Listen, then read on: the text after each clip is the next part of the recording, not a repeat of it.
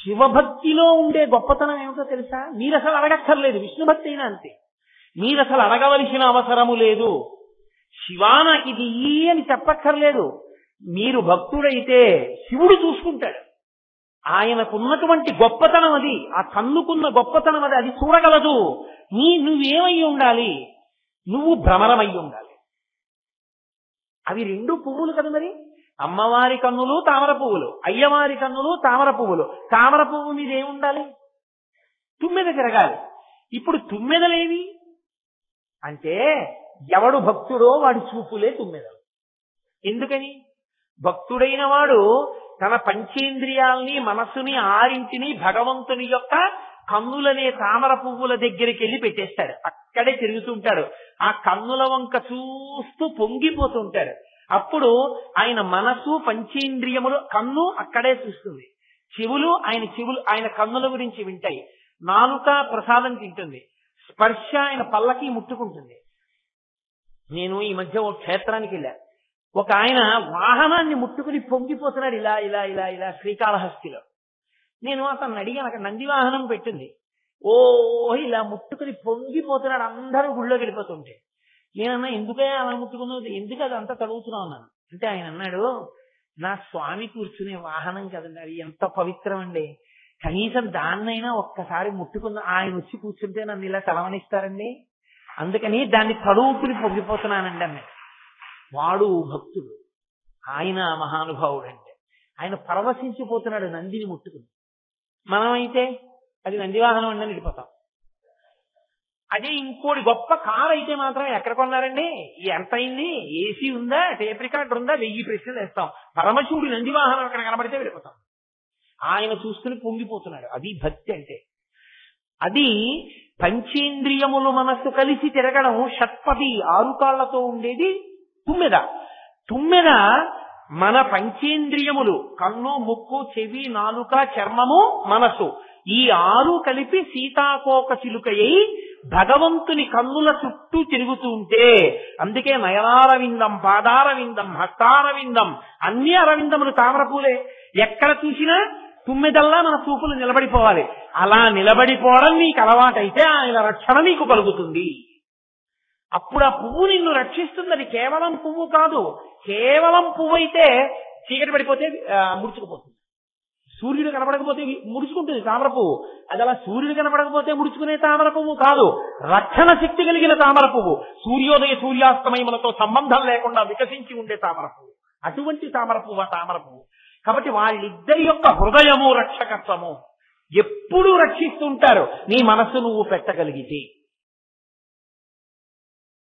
విశాలమీలోత్పలలోచనాయై, అమ్మవారి యొక్క కళ్ళని లేదా లోచనాయ అన్నారు కాబట్టి చూపులను వర్ణిస్తున్నారు. చూపుకి కంటికి అభేదమేగా, ఆ రెండిటికి పెద్ద తేడా ఏమీ లేదు.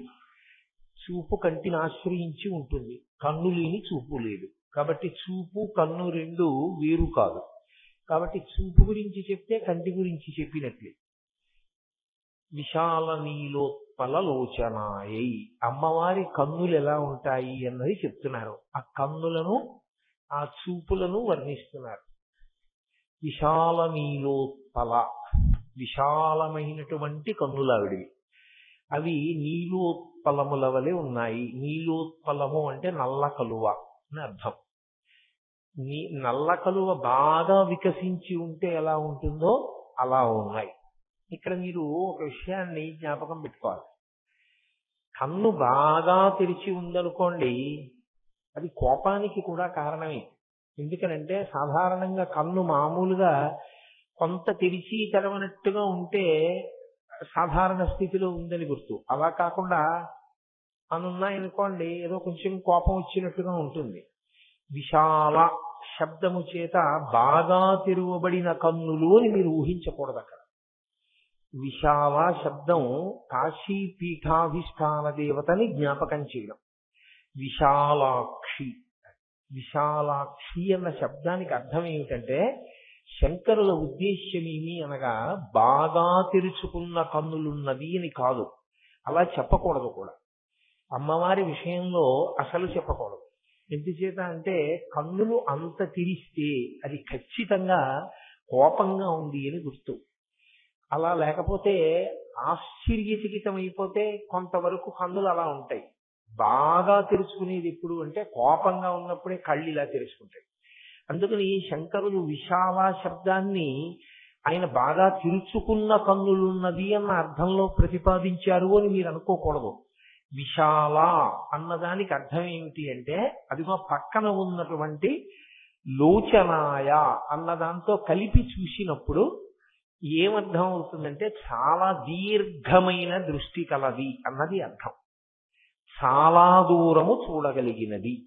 ఎంత దూరము చూస్తుంది? ఎందుకంటే చూపుకి ఒక హద్దు ఉంటుంది, అది దాటి స్పష్టంగా చూడలేము మనం. అందుకే విరాట్ పురుషుని యొక్క అంగ ప్రత్యంగములను చెప్పేటప్పుడు, శాస్త్రములతో చెప్పేటప్పుడు దాన్ని జ్యోతిష శాస్త్రము విరాట్ పురుషుని యొక్క కన్ను అని చెప్తారు. కన్నున్నదనుకోండి, దూరంగా ఉన్నది కనపడుతుంది. దేవాలయంలో నిలబడి అదిగో చూశావా శిఖరం అన్నాను అనుకోండి, ఎవరు చూడగలరు? దూరంగా ఉన్న దేవాలయ శిఖరం కనపడేది కన్నులున్నవాడికి. కన్నులు లేనివాడికి శిఖరం ఎలా కనపడుతుంది? కనపడదు. జ్యోతిషము ఏం చూస్తుంది అంటే ఇప్పుడున్నది కాకుండా దూరంగా ఉన్నదాన్ని, అంటే జరగబోయేదాన్ని చూస్తుంది. చూడగలిగిన శక్తి ఉన్నది జ్యోతిష శాస్త్రము. అందుకే విరాట్ పురుషుని యందు జ్యోతిష శాస్త్రం ఎక్కడుంటుంది అంటే నేత్రస్థానమై ఉంటుంది. అమ్మవారు చాలా దూరము చూడగలదు. ఎంత దూరము చూడగలదు అంటే ఆమె ఎంత దూరము చూడగలదో శంకరులు ఇక్కడ చెప్పలేరు. శంకరులు వేరొక చోట చెప్పారు. ఎంత దూరం చూస్తుంది అంటే దృశాగ్రహీయస్యాదరదలిత నీలోత్పల రుచా దవీయాంసం దీనం స్నపయ కృపయా మమ పిశివి అనేనాయం ధన్యో భవతి నచతే హానిరియత వనేవా హర్మ్యేవా సమకర నిపాతో హిమకర అని చెప్పారు. సౌందర్య లహరిలో ఇదే మాట వాడారు ఆయన. నీలోత్పల అన్న మాటే వాడుతూ దరదలిత అన్న శబ్దాన్ని వేశారు. బాగా తెరుచుకున్నది అన్న అనుమానం రాకూడదని తెరుచుకున్నట్టుగా ఉన్నది అని దృశాగ్రాహీయస్యాదరదలిత నీలోత్పల రుచా. అమ్మవారు ఎంత దూరం చూస్తుందంటేట ఎంతవరకు బ్రహ్మాండములున్నాయో అంతకన్నా ఎక్కువగా చూస్తుంది. ఎందుకు అలా చూడడం ఆవిడ అంటే జగత్తంతటినీ కన్నా తల్లి కనుక. అమ్మకుండే లక్షణం ఏంటి? పిల్లవాడు పెరట్లో ఆడుకుంటూ ఉంటాడు, అమ్మ వంటింట్లో వంట చేసుకుంటూ ఉంటుంది. వంట చేసుకుంటున్న అమ్మ పిల్లవాడు పెరట్లో ఆడుకుంటున్నాడు కదా అని ఊరుకోదు. వంట చేస్తూ చేస్తూ మధ్యలో ఒకసారి వచ్చి ఆ పెరట్లోకి చూస్తుంది వాడు ఏం చేస్తున్నాడు. వాడు ఏదో చెట్టు ఎక్కుతున్నాడు అనుకోండి, అక్కడి నుంచి ఒక కేకేస్తుంది, విరే ఆ చెట్టు ఎక్కకు పడిపోతావు, కిందకి దిగంటుంది. అంటే ఏది చేస్తున్నా ఆవిడ దృష్టి పిల్లవాని యొక్క సంక్షేమం మీద ఉంటుంది. అందుకే మీరు చూడండి, తల్లి తండ్రి కలిసి కూర్చుని మాట్లాడుకుంటున్నారు అనుకోండి, కలిసి కూర్చుని మాట్లాడుకునేటప్పుడు పిల్లవాడు ఎక్కడో క్యారం అన్నాడు అనుకోండి, తండ్రి అలాగే మాట్లాడుతూ ఉంటాడు. తల్లి అంటుంది ఎక్కడో పిల్లాడు అరిచినట్టుందండి అంటే. అమ్మ శబ్దంలో ఉన్నటువంటి ప్రేమ అటువంటిది. పిల్లవాడు ఎక్కడ క్యారమన్నా ముందు వినేది ఎవరు అంటే అమ్మ. అమ్మ చూపు ఎంత దూరం ఉంటుంది అంటే ఈ బ్రహ్మాండములు ఎంతవరకు ఉన్నాయో అంతకన్నా ఎక్కువగా ఉంటుంది అన్నారు శంకరాచార్యుల వారు. ఇంగ్లీష్ లో అయితే కంపారిటివ్ డిగ్రీ వేశారు. దృశాగ్రాహీయస్యాదరదలిత నీలోత్పల రుచా. ఈ బ్రహ్మాండముల కన్నా అవతలి వరకు చూస్తూ ఉంటుంది. ఎందుకు అలా చూస్తూ ఉంటుంది? అందుకే ఆవిడ కన్నులు ఎప్పుడూ కేవలం ఇలా ఉండవు, ఇలా ఇలా తిప్పుతూ ఉంటుంది అన్నారు శంకరాచార్యుల వారు. ఇటు ఇటు తిప్పుతూ ఉంటుంది. ఎందుకు అలా తిప్పడం అంటే బ్రహ్మాండం అంతా ఇలా చూసుకుంటూ ఉంటుంది. ఆకర్ణాంత విశాల నేత్రములతో ఈ బ్రహ్మాండములో ఉన్న నా బిడ్డలందరూ సంతోషంగా ఉన్నారా, అందరూ క్షేమంగా ఉన్నారా, ఎవరైనా నన్ను పిలుస్తున్నారా అని ఆవిడట కన్నులు తిప్పుతూ కనుబొమలు ముడివేస్తుంది. ఇక కనుబొమలు ముడివేయడం కూడా కోపానికి కారణమే. కోపం వచ్చినప్పుడు కనుబొమలు ఇలా ముడేస్తారు. రెండోది ఎప్పుడు ముడేస్తారు? బాగా దృష్టి పెడితే ముడివేస్తారు. నేనేదో చాలా తీవ్రంగా ఆలోచిస్తున్నాను అనుకోండి, ఏదో విషయం గుర్తొచ్చింది నాకు, ఆలోచిస్తున్నాను, అప్పుడు నా ప్రమేయం లేకుండా అది కనుబొమలు ముడిపడతాయి. కనుబొమలు ముడిపడ్డాయంటే రెండే కారణాలు. ఒకటి ఆలోచన, రెండు కోపము. కోపం వచ్చినప్పుడు కూడా మామూలుగా కనుబొమలు ఎలా ఉంటాయో అలా ఉండవు, అని ఇలా పెడతాడు, పెట్టి కళ్ళు పెద్దవి చేస్తాడు. అందుకని కనుబొమలు ముడిపడితే కోపమైనా కారణం అవ్వాలి, కనుబొమలు ముడిపడితే ఏదో ఆలోచన అయినా కారణం అయి ఉండాలి. అమ్మవారి కనుబొమలు ముడిపడి ఉంటాయి. ఇలాగా ఎందుకు ముడిపడతాయంటే ఆవిడ లోకం గురించి భ్రువౌ భుగ్నే కించిత్ భువన భయభంగ వ్యసనిని అన్నారు శంకరాచార్యుల వారు. భువన భయభంగ వ్యసనిని. ఆమెకి ఎప్పుడూ ఆలోచనగా.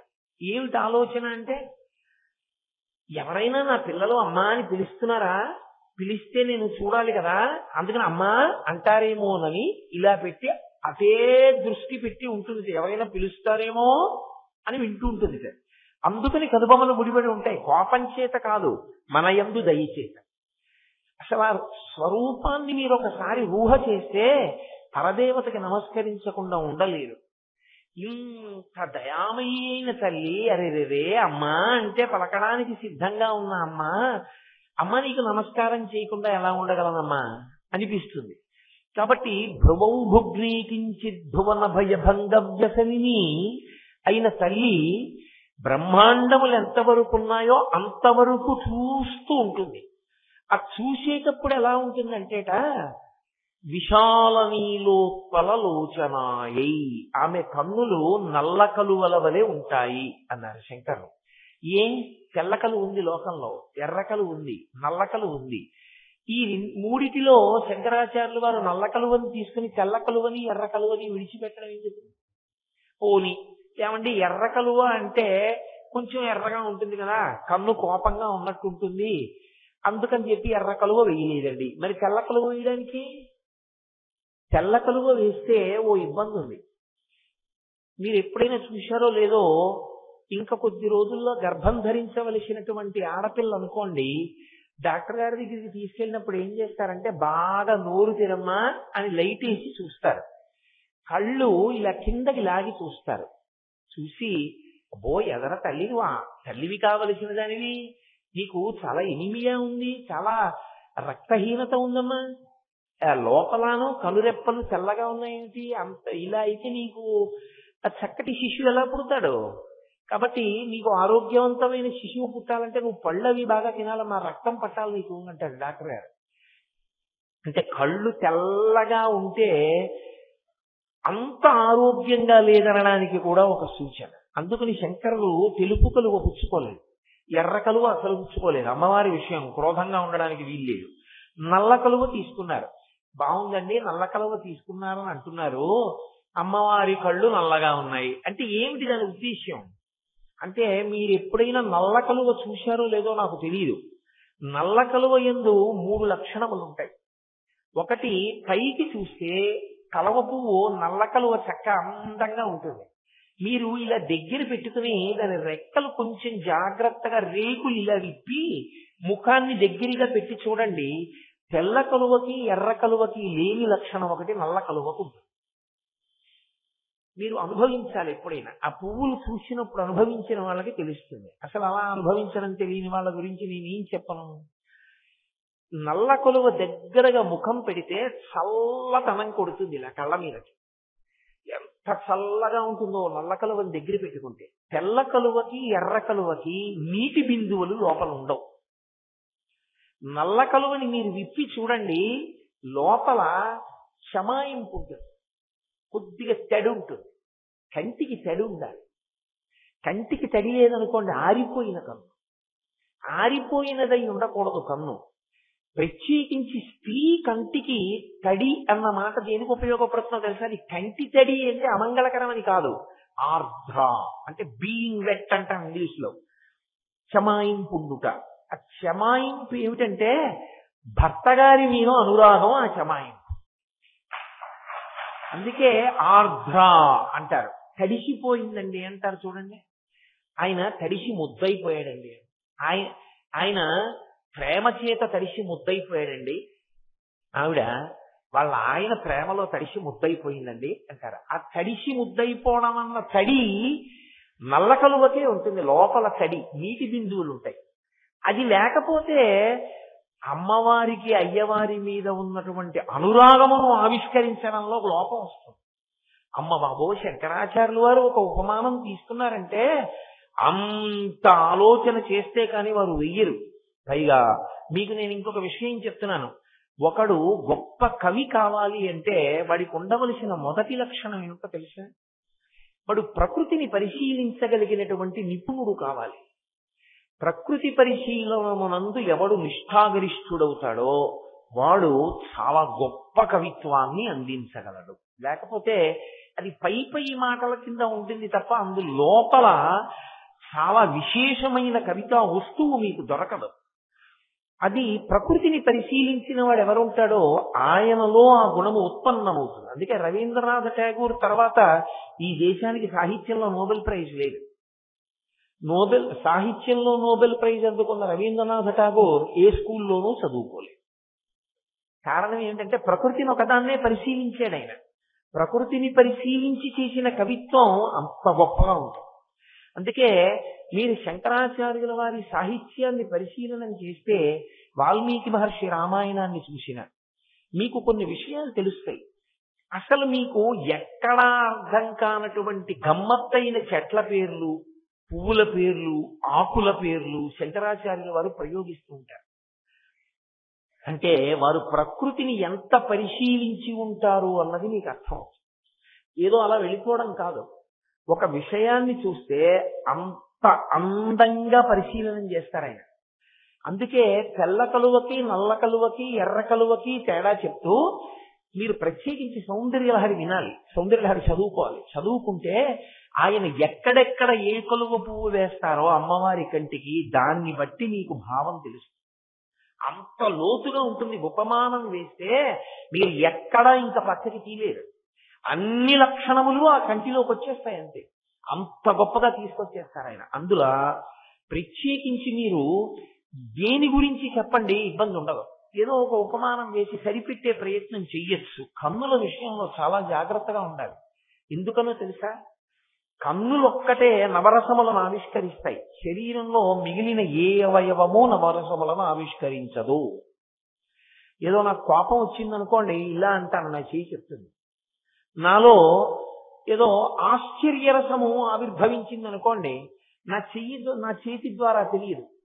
కానీ శృంగార రసం నుంచి, బీభత్సం నుంచి, రౌద్రరసం, కరుణారసం అన్ని కళ్ళలోంచే పైకి తెలుస్తాయి. అందుకే శంకరాచార్యుల వారు సౌందర్యలహరిలో అమ్మవారి కళ్ళలోంచి పైకి వచ్చేటటువంటి నవరసములను చెప్పవలసి వస్తే ఇంకొక అవయవంతో చెప్పలేదు, కళ్ళ మీదే చెప్పారు.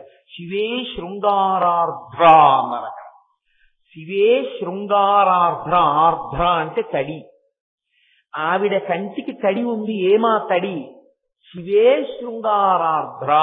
పరమశివుని యందు ఆమెకి ఉన్నటువంటి ప్రేమయే ఆ కంటికి ఉన్నటువంటి తడి. ఆవిడ తడిపేస్తుంది పరమశివుణ్ణి, ముద్దయిపోతాడంతే. ఆమె ప్రేమలో తడిసి ముద్దయిపోతాడు. ఆ ప్రేమలో తడిసి ముద్దయిపోయేటట్టుగా అమ్మవారి కన్నులలోంచి ఆవిష్కృతమయ్యేటటువంటి ఆ ప్రేమ, ఆ శృంగార రసము ఆమె కంటి యందు ఉండేటటువంటి ఆ శమాయింపు, ఆ తడి, దాన్ని అమంగళకరంగా తీసుకోకూడదు. ఏదో కన్నీటి బిందువులన్న భావన కాదది. కంటికి ఉండవలసిన లక్షణం. కన్ను ఆరిపోయిందనుకోండి, అది ప్రమాదహేతు. కన్నెప్పుడు తడిగా ఉండాలి. కన్నెప్పుడు శమాయింపుతో ఉంటుంది. ఉంటేనే కన్ను ఆరోగ్యంగా ఉంటుంది. ఒక్క నల్ల కలువకి మాత్రమే ఆ నీటి బిందువులు ఉంటాయి. కాబట్టి నల్ల కలువకి చల్లదనం ఉంటుంది. నల్ల కలువకి మీకు చల్లదనాన్ని ఇచ్చేటటువంటి లక్షణం ఉంటుంది. నల్లటి కలువ దగ్గరికి వెళ్ళి మీరు వెడితే మీకు చల్లగా హాయిగా ఉంటుంది. అందుకే చూడండి, రాత్రి పడుకోబోయేటప్పుడు ఎవ్వరూ ఎర్రటి లైటు లేకపోతే పచ్చటి లైటు ఇలాంటివి వేసుకోరు. నీలంగా ఉండే లైట్ కానీ అటువంటివి వేసుకుంటారు. ఎందుకని అంటే కంటికి చల్లగా ఉంటుంది. పడుకున్నప్పుడు తొందరగా నిద్ర వస్తుంది. కంటిని ఇబ్బంది పెట్టదు అది. అంటే అమ్మవారి చూపులు ఎప్పుడూ నల్లగా ఉంటాయని గుర్తు. నల్లగా ఉండడం అంటే చల్లగా ఉండడం. నల్లతనం చల్లతనం కలిసి ఉండేది రెండిటిలో ఉంటుంది. ఒకటి నీరు నిండిన మేఘమునందు, కురిసేసిన మేఘంలో ఉండదు. మళ్ళీ అది శరత్కాల మేఘం అంటారు. అది తొందరగా వెళుతుంది, చాలా వేగంగా వెళుతుంది. నిండు గర్భిణి ఎలా నడిచి వస్తుందో అలా నడిచి వచ్చేటటువంటి మేఘం నీరు నిండినటువంటి మేఘం. జలదన్నికతే అంటారు శంకరులు. నీరు నిండిన మేఘం అలా ఉంటుంది. అందుకే శంకరులు ఎప్పుడైనా చెప్పవలసి వస్తే ఒక మాట చెప్తారు. పరమశివుడు ఎటువంటి వాడంటేట మగనెమలి లాంటి వాడు. అమ్మవారు ఎటువంటిదంటేట నల్ల మబ్బు లాంటిది. నల్ల మబ్బు కనపడింది అనుకోండి, మగనెమలి ఏం చేస్తుందంటే చాలా సంతోషాన్ని పొందుతుంది. అప్పటి వరకు అది మామూలుగా తిరుగుతుంటుంది, విప్పురి విప్పదు, పింఛం విప్పదు, అది ఆట ఆడదు. దాంట్లో మనసు ప్రహృష్టం అవడం అన్నది ఏమి ఉండదు. ఏదో ఎరుపు తింటూ ఉంటుంది, తిరుగుతూ ఉంటుంది. నల్లని మబ్బులు వస్తాయి. నల్లని మబ్బులు చూడగానే మగనెమలికి ఎంత సంతోషం కలుగుతుందంటే ఇంత పింఛాన్ని విప్పేస్తుంది. విప్పేసి నల్ల మబ్బుని చూస్తే చాలు క్రాంకణం చేసి ఆడుతుంది. శంకరాచార్యులు వారు పరమశివుణ్ణి అన్నారు, నువ్వు మగనెమలి లాంటి వాడివి, మా అమ్మ నల్ల మబ్బు లాంటిది అన్నారు. అమ్మవారు నల్లగా ఉంటుంది కదా, నారాయణి కాళి. నల్లగా ఉన్న అమ్మవారిని నల్ల మబ్బుతో పోల్చారు. ఎందుకంటే నీరు నిండిన మేఘం చల్లతనం నల్లతనం కలిసి ఉంటుంది. అది కురుస్తుంది. కురిస్తే లోకాలకన్నిటికీ శాంతి కలుగుతుంది, అన్నం దొరుకుతుంది. ఆ నల్లతనం చల్లతనం కలిసి ఉండేది నీరు నిండిన మేఘంలో ఉంటుంది, నల్ల కలువలో ఉంటుంది. అందుకే శంకరులు ఎక్కడైనా పోలిక వేస్తే అమ్మవారిని నల్ల మబ్బుతో పోలుస్తారు. అందుకే కృష్ణ భగవానుడు విష్ణు స్వరూపం నల్లటి మబ్బులా ఉంటారు. కారణం ఏమిటంటే ఆ నల్లతనం చల్లతనం కలిసి ఉంటాయి.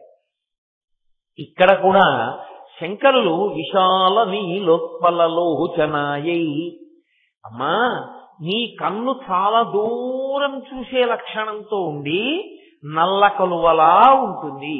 అంటే మా పట్ల చల్లని చూపు కలిగినదై ఉంటుంది. ఎప్పుడూ ఎరుపెక్కుతుంది అని చెప్పడం అసలు కుదరనిది ఏది అంటే ఒక్క నల్ల కలువే. పైగా నల్ల కలువకుండే లక్షణం ఏమిటో తెలుసా అండి? మీరు ఎప్పుడైనా నల్ల కలువ పువ్వు దొరికితే జాగ్రత్తగా చూడండి. ఆ రేకులు పీకికండి.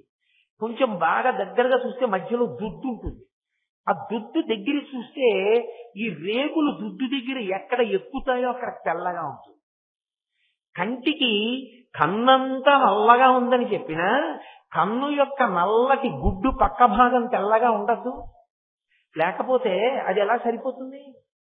నల్ల కలువ అయితే దానికి మొదట్లో తెలుపు ఉంటుంది. అందుకని కంటికి బాగా సరిపోతుంది, అమ్మవారి యొక్క చూపులలో చల్లతనానికి సరిపోతుంది. అందుకే విశాలమీలోత్పలలోచనాయై, విశాలమైనటువంటి దృష్టి కలిగిన అమ్మ. ఆ విశాలమైన దృష్టి అంటే ఎంత దూరమో చూస్తుంది, బ్రహ్మాండముల కన్నా ఎక్కువ దూరం. అంటే ఎప్పుడూ తన బిడ్డల్ని ఆదమరవకుండా తడివి చూసుకునేటటువంటి లక్షణమున్నవో అమ్మా, ఆ బ్రహ్మకీట జననివి కదా. అందుకని నీ కంటికి అటువంటి లక్షణాన్ని వేస్తూ విశాలమీలోత్పలలోచనాయై. బాగుందండి.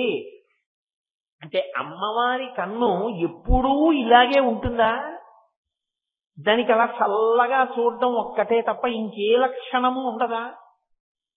అప్పుడు మరికొన్ని ఇబ్బందులు వచ్చి చేరుతాయి. అలా అంటే మూకశంకరులు చాలా గొప్పగా పూరించారు దీన్ని. ఈ నల్లకలు అంటే శంకర భగవత్పాదుల యొక్క ఆలోచనకి మరింత సమగ్ర స్వరూపాన్ని తీసుకొచ్చారు కటాక్ష శతకంలో మూకశంకరులు. నాకు జ్ఞాపకం ఉంటే ఆ శ్లోకాన్ని అంటాను. అందులో ఆయన ఒక మాట అంటారు, నీలోపిరాగమధికం జనయత్పురారే. అమ్మా నీలోపి అంటే నల్ల కలువ. నల్ల కలువ నల్లగా ఉంటుంది. నల్లటి కలువలోంచి ఎర్రని రంగు రాకూడదు కాదు, అవునా కాదా? అది ఎర్రని కలువ అయితేనే ఎరుపు రంగు రావాలి. నల్ల కలువలోంచి ఎరుపు రంగు రాదని కదా నేను మీతో చెప్పాను. నల్ల కలువలోంచి ఎర్ర జీర రాకపోతే, ఎర్ర రంగు రాకపోతే, ఎరుపు దేనికి సంకేతం తెలుసా? అనురాగానికి సంకేతం. అందుకే భార్య మీద వలపు కలిగిన కన్నులు లేదా భర్త మీద వలపు కలిగిన కన్నులు ఎరుపు జీరతో ఉంటాయి అని శాస్త్రం. మరి ఎరుపు జీర రాకపోతే అమ్మా నీకు పరమేశ్వరుని యందు ఉన్నటువంటి ప్రేమను ఎరుపుతో ఎలా ఆవిష్కరించడం కుదురుతుంది? అది నల్ల కలువే అయిపోతే, అసలు ఎప్పుడు ఎరుపు రాకపోతే. అంటే మూకశంకరులు అన్నారు, ఇది సృష్టిలోనే విచిత్రం అమ్మా. నీలో అపి, అపి అంటే కూడా, అయి కూడా అని అర్థం సంస్కృతంలో. నీలోపి నల్ల కలువ అయ్యుండి కూడా రాగమధికం జమయం పురారే, పురములను పడగొట్టినటువంటి పురారి అయినటువంటి పరమేశ్వరుని యందు వలపు రగిలించగలిగినటువంటి కనపడని ఎరుపు కాంతులు ఒక్క పరమశివుడికి మాత్రమే కనపడగలిగిన ఎరుపు కలిగిన కన్నులు నీవమ్మా. ఆ ఎరుపు మాకు కనపడకూడదు.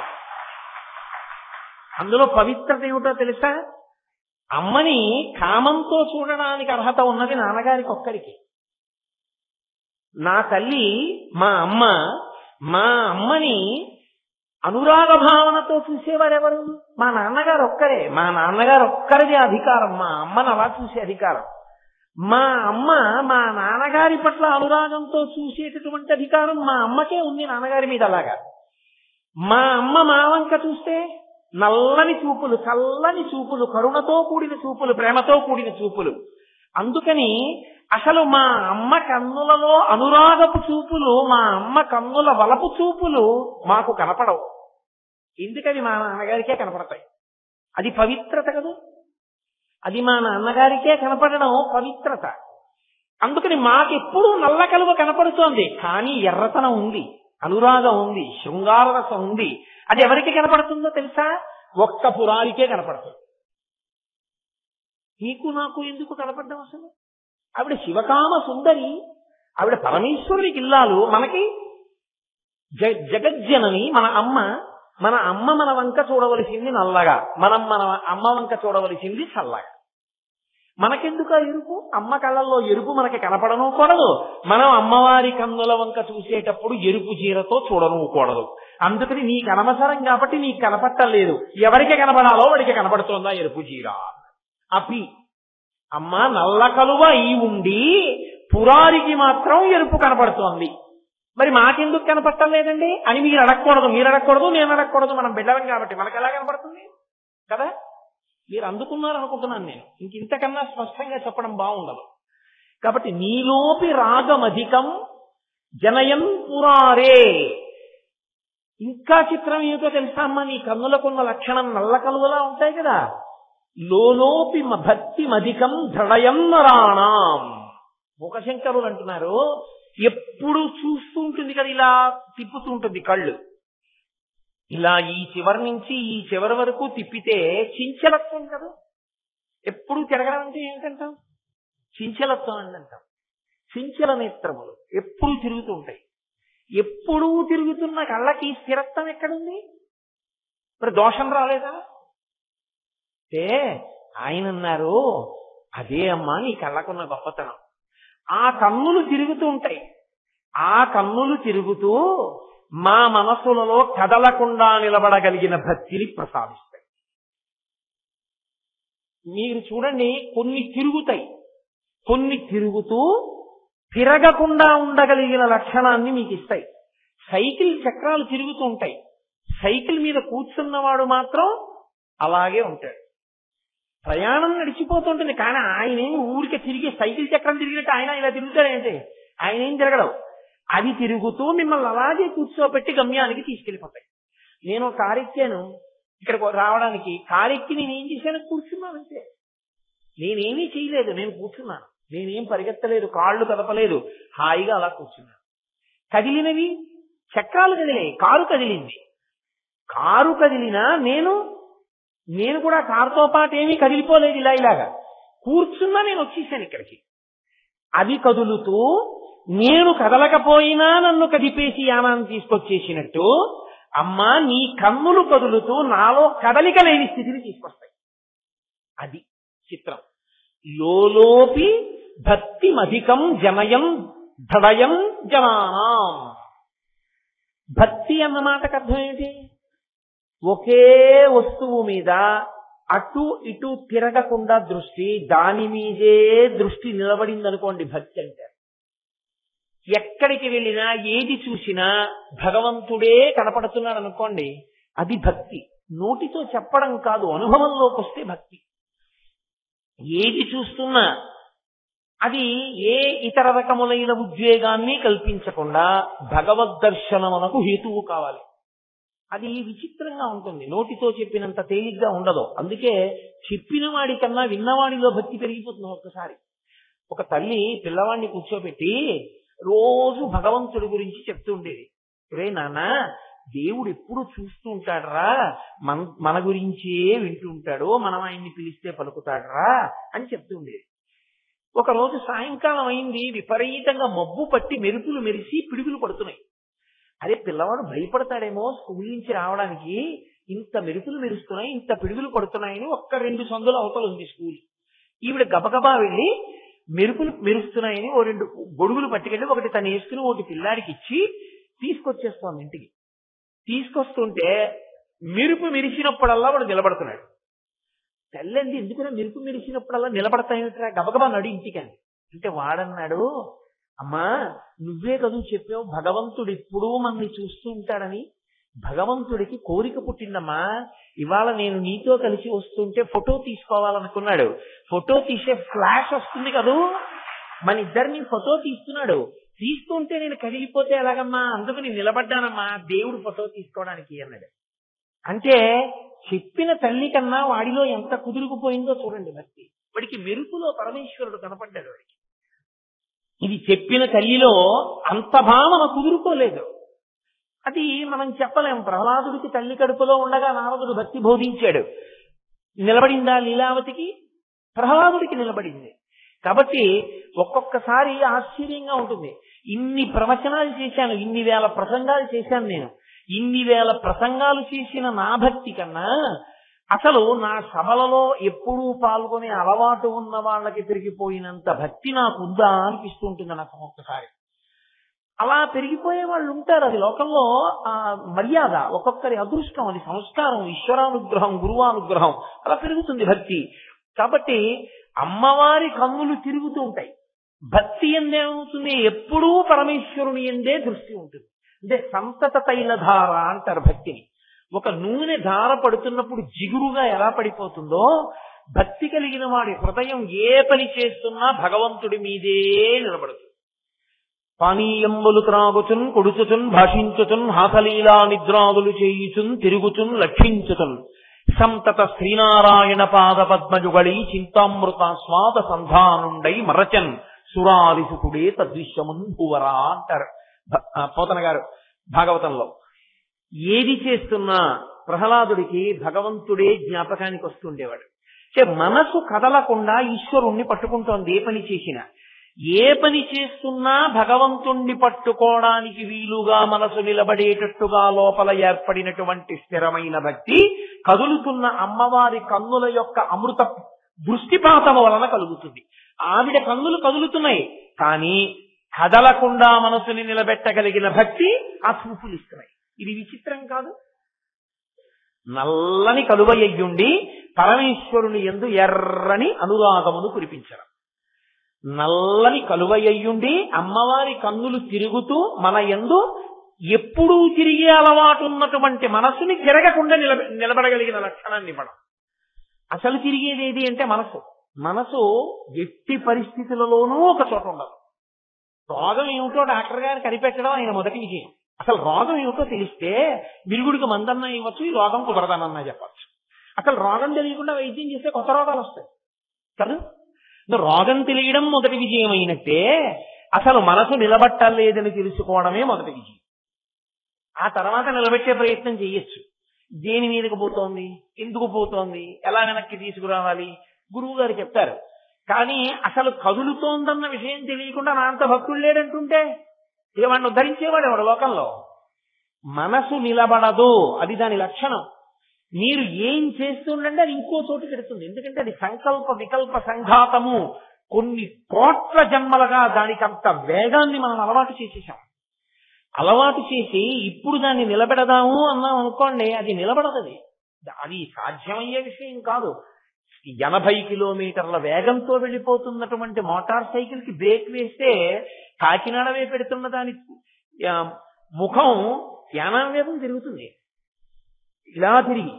అంతేగాని 80 కిలోమీటర్ల వేగంతో వెడుతున్న దాన్ని బ్రేక్ వేస్తే ఎక్కడున్నది అక్కడ నిలబడిపోదు. 10 కిలోమీటర్ల వేగంలో వెడుతున్న దాన్ని ఆపితే ఎక్కడున్నది అక్కడ ఆగుతుంది. అసలు దాని వేగం తగ్గించాలి, లేకపోతే అది అలా తిరుగుతూ ఉంటుంది, దానికి అది అలవాటు అయిపోయింది. కాబట్టి మీరు చూడండి, పూజ చేస్తుంటే ఓం కేశవాయ నమః అక్కడ ఉంటుంది, ఓం నారాయణాయ నమః.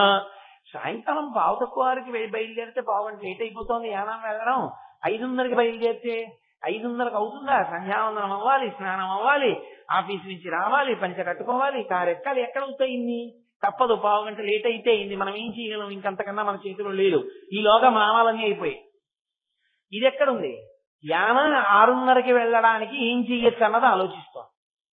అంటే ఇది కారు, పంచ కట్టుకోవడం, ఇవన్నీ ఇది ఆలోచిస్తోంది.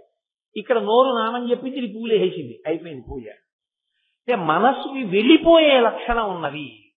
వెళ్ళిపోయే లక్షణం ఉన్న మనసు చంచలత్వము, అది కదిలి వెళ్ళిపోతుంది. ఎప్పుడు అది నిలబడదు ఒక చోట. అమ్మవారి కన్నులు నిలబడవు, ఇలా తిరుగుతుంటాయి. తిరిగే అలవాటు ఉన్నటువంటి అమ్మవారి కన్నులను ఎవడు ధ్యానం చేస్తాడో వాడికి మనసు నిలబడ్డం అలవాటు. అది చిత్రం కాదు? తిరిగేది అంతకన్నా వేగంగా తిరిగేదాన్ని నిలబెడుతోంది. ఇది నీ అమ్మా నీ కన్నులకున్న శక్తి. కాబట్టి లోలోపి భక్తి అధికం హృదయం నరాణం. భక్తుల యొక్క మనసులను నిలబెట్టి భక్తి మీద నిలబెట్టేస్తోందమ్మా నీ మనసు. నీ కన్ను ఎంత గొప్ప కన్నమ్మా, అది నల్లకలువగా ఉంది, ఎంత ఉపకారం చేస్తోంది. అక్కడతో ఊరుకుందా? ఊరుకోదు.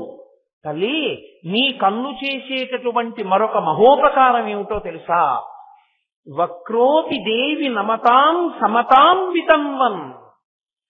వక్రోపి, వక్రోపి అంటే వంకర టింకరులుగా ఉండుట. అమ్మవారి చూపు ఇలా చూసేటప్పుడు ఇలా చూస్తుంది, ఇలా చూస్తుంది, ఇలా చూస్తుంది. చూసేటప్పుడు అదే సరళ రేఖలా, ఓ గీతలా ఏముండదు. ఇలా ఇలా ఇలా ఇలా చూస్తుంది, వంకర వంకరగా ఉంటుంది కదా. మరి చూపు ఇలా తిప్పినప్పుడు ఇలా వంకరగా తిరిగిందా లేదా? వంకర చూపులు అంటారు. మరి అమ్మవారి ఇక్కడి నుంచి ఇక్కడికి ఇలా చూస్తే చూపు ఇలా గీసినప్పుడు వంకరగా ఉందిగా. అయినా అమ్మా గొప్పతనం ఏమిటో తెలుసా నీ చూపుకి? ఇలా తిప్పినప్పుడు ఇలా పడ్డ నీ చూపు ఎవరి మీద పడుతోందో, ఎవడు భక్తితో ఆ చూపులలో పడుతున్నాడో వాడికి నమతాం, నీకు నమస్కరించి నీ కన్నుల చూపుల మీద పడేటట్టు నిలబడిన వాడు సమతాం వితన్వన్. వాడికి అన్నిటి యందు సమానమైన వస్తువుని చూడడం అలవాటు అవుతోంది. అన్నిటి యందు సమానముగా ఉండేదేది? ఆత్మ. అన్నిటా ఆత్మను చూడగలుగుతున్నాడు. అందుకే ముఖశంకరులు ఆర్యా శతకంలో ఉందంటారు, శివ శివ పశ్యంతి సమం శ్రీ కామాక్షి కటాక్షితాః పురుషః విపినం భువనం అమిత్రమిత్రం లోష్టంచ యువతి బింబోష్టం అంటారు. శివ శివ పశ్యంతి సమం ఆమ్రేడితం వేశారు.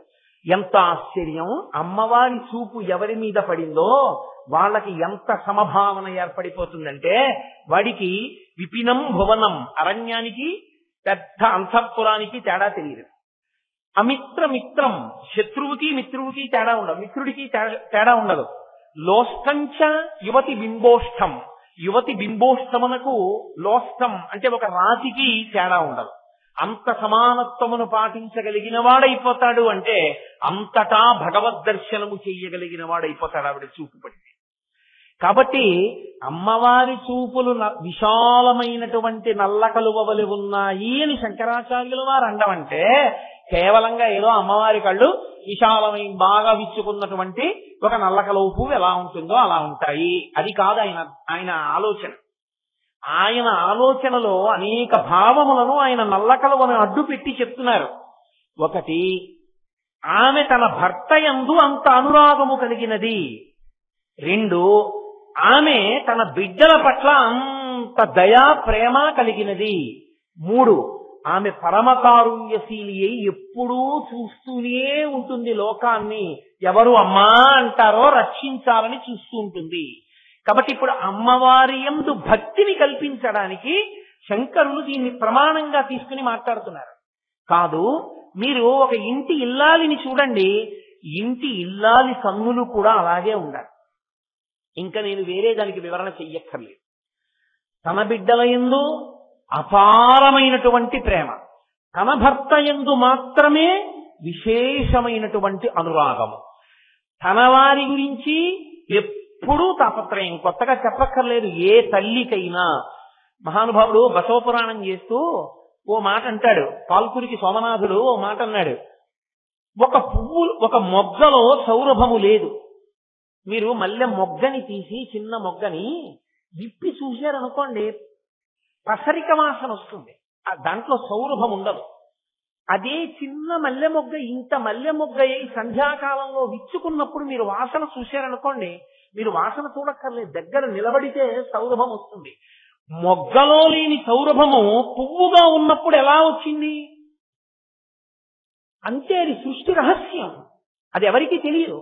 మొగ్గగా ఉన్నప్పుడు పసరిక వాసన, పువ్వుగా ఉన్నప్పుడు విశేష సౌరభం.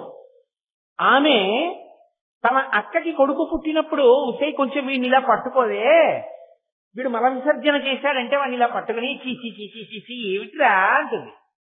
తనకి పిల్లాడి పుడితే నా బంగారు కొండ అని వాడి 2 కాళ్ళు పైకెత్తి వాడి అశుద్ధాన్ని కూడా తుడిచేస్తున్నది. అమ్మ ప్రేమ ఎప్పుడు వచ్చింది ఆవిడికి అంత ప్రేమ అని మీరు నన్ను అడిగితే నేనేం చెప్తాను?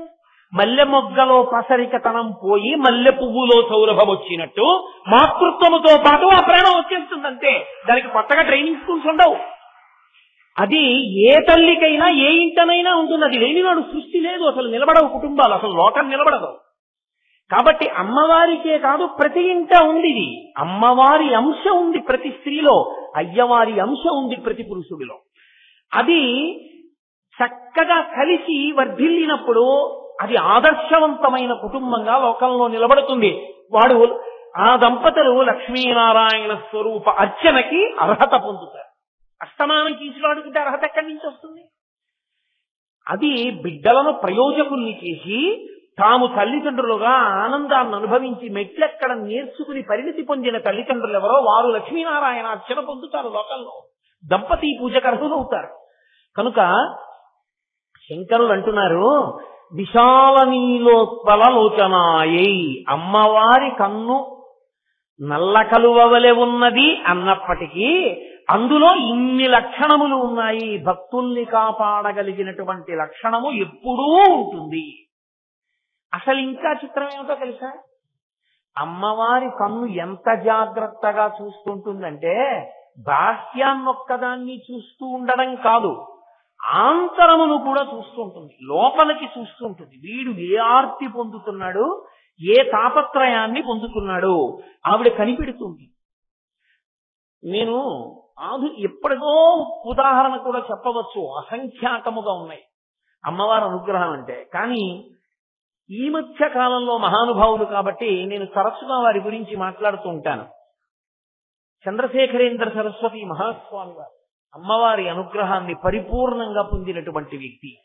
అలాగే తాడేపల్లి రాఘవనారాయణ శాస్త్రి గారు చందోలు, ఇక్కడే ఎంతో దూరం కాదు, తెనాలిలో ఉండేవారు ఆయన. ఆయన మహానుభావుడు దేవీ నవరాత్రులు చేయవలసి వస్తే ప్రతిరోజు కొద్ది వందల మందికి భోజనం పెట్టేవారు. ఇంట్లో ఆయన పూట తినడానికి కావలసిన 2 షేర్ల బియ్యం ఉండేవి. రేపు ఆశ్వీజ శుక్ల పాడ్యమి దేవీ నవరాత్రి ప్రారంభం. అయ్యా ఎలాగా? రేపు పొద్దున్న పూజ చూడడానికి ప్రసాదం తినడానికి 3000 మంది వస్తున్నారు. ఎక్కడది అంటే ఆయననేవారు, నేనా పూజ చేసేవాణ్ణి, నేనా ప్రసాదం పెట్టవలసిన వాణ్ణి, ఆవిడ చూసుకుంటుందని అని ఆయన నిశ్చలంగా హాయిగా ఒకరి దగ్గరికి వెళ్ళడం, చెయ్యి చాపడం, అడగడం ఏమి, కూర్చుని జగదంబని అర్చన చేశారు. సాయంకాలం చేసి రాత్రి పడుకున్నారు. పడుకుంటే మరునాడు తెల్లవారుజామున తలుపు తీశారు. తలుపు తీసేటప్పటికి బియ్యం బస్తాలు, కందిపప్పు, నూనె, పంచదార అన్ని దింపేసి ఉన్నాయి. ఎదురుగుండా రైస్ మిల్లు.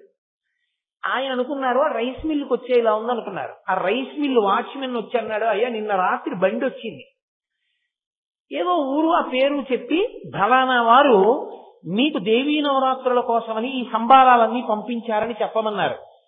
ఆయన నిద్రపోతున్నప్పుడు బాలస్వరూపం తిరుగుతుండేది, ఇంట్లో గజ్జెలు వినపడుతుండేది.